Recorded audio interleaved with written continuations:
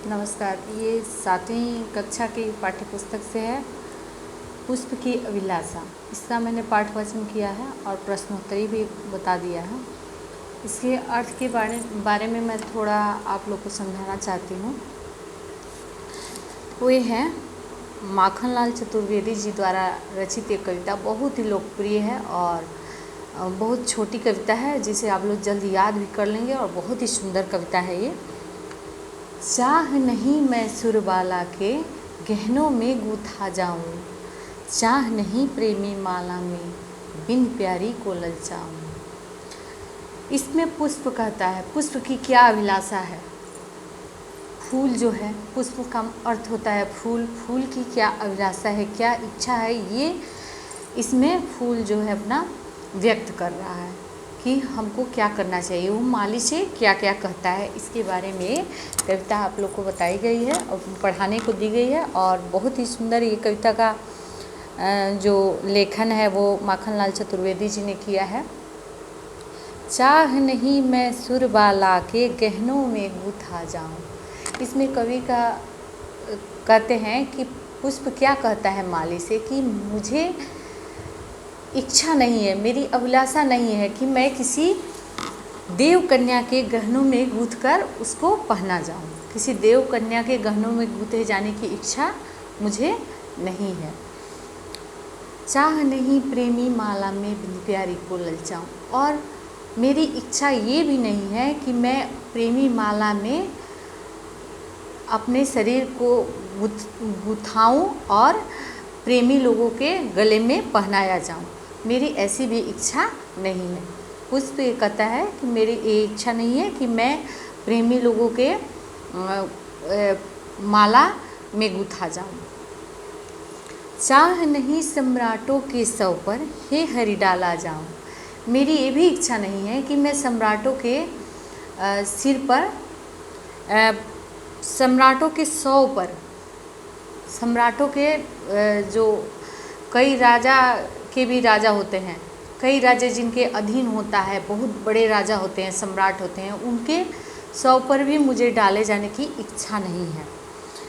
चाह नहीं देवों के सिर पर चढ़ो भाग्य पर इठलाऊं। और मुझे ये भी इच्छा नहीं है, ये भी अभिलाषा नहीं है कि मैं देवताओं के सिर पर चढ़ करके अपना बखान करवाऊं, अपना गुणगान करवाऊं। मुझे तोड़ लेना बनमाली, उस पथ पर देना तुम फेंक, मातृभूमि पर शीश चढ़ाने जिस पथ जाए वीर अनेक। पुष्प की इच्छा है, पुष्प की अभिलाषा है कि वो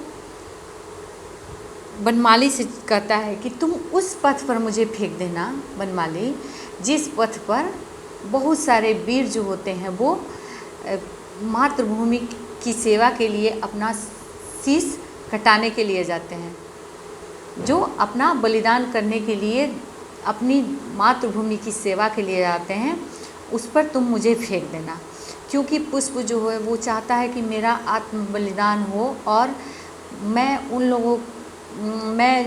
जो सैनिक हैं उनके पैरों को राहत पहुंचाऊं और उनको थोड़ा राहत दे सकूं, जिससे मेरा जीवन जो है वो सार्थक हो जाए। अपनी जीवन की सार्थकता उसको, पुष्प को इसी में मिलती है कि अपने देश के जो जवान हैं वो अगर जा रहे हैं, मैं उनके अगर पथ में आता हूँ, उनके पैरों के नीचे आता हूँ, तो मेरा जन्म जो है वो सार्थक हो जाएगा, मेरा पुष्प होना सार्थक हो जाएगा अगर मैं अपनी मातृभूमि की सेवा में के काम में आता हूँ। तो ये जो पुष्प है वो अपनी मातृभूमि को सबसे बड़ी भक्ति मानता है, मातृभूमि की भक्ति को सबसे बड़ी भक्ति मानता है, सबसे बड़ी सेवा उस मातृभूमि का सेवा सबसे बड़ा सेवा मानता है। उसके नज़र में, फूल के नज़र में जो देशभक्त हैं वो सबसे दुनिया के बड़े भक्त होते हैं। और इसलिए पुष्प जो है वो चाहता है कि मैं अपने देश के नौजवानों के पैरों के नीचे कुचला जाऊं, दब जाऊं, जिससे मेरा जीवन जो है वो सार्थक हो जाए और मैं मातृभूमि के काम आ सकूं। तो इतना ही था, ये बहुत छोटी सी कविता है और काफ़ी सुंदर है और रोचक है। तो इसको आप लोग पाठ का भावार्थ मैंने बता दिया। अगर कुछ पूछना हो तो आप लोग फिर कमेंट बॉक्स में पूछिएगा। धन्यवाद।